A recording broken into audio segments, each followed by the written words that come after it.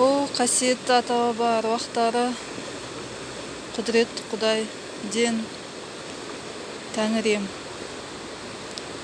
Осы жарық дүниені, осы жарық өмірді, осы жарық ғұмырды аруақтарым, атанам, әулетім арқылы маған, менің көрермендеріме, бүкіл маған жанашыр адамдарға көрсетіп бергендеріңізге үлкен алғыс білдірем. Біліп, білмей істеген күнәларымыз болса, кешірім сұраймын. Қасиетті ата-баба аруақтары, сіздер болмасаңыздар, мен қазіргі жағдайға жетпес едім.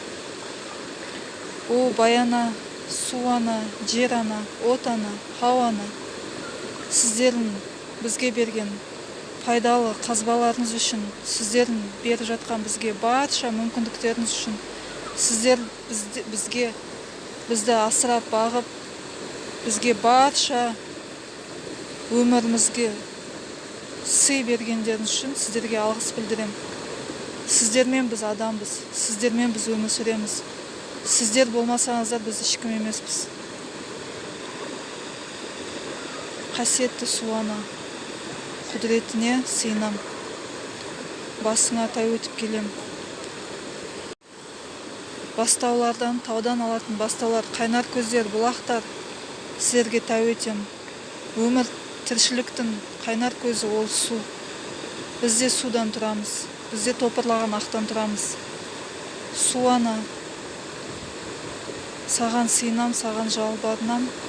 Осы бүгін ай туғанда, ай толықсып толғанда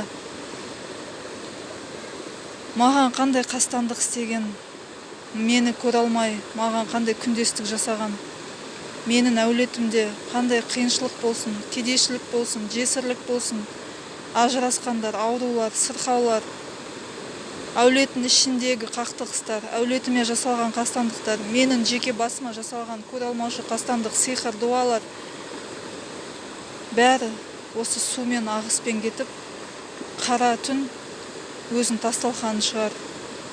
Қара түнге, қарамай анаға, бүкіл сол ұлы күштерге ие, қара күштерге ие, сондай қиын кесірлерді қырқатын, қиын сиқырларды бұзатын ұлы күштерге сыйындым, тапсырдым. Құдайға салдым, Құдайға тапсырдым. Айтқаным айтқам.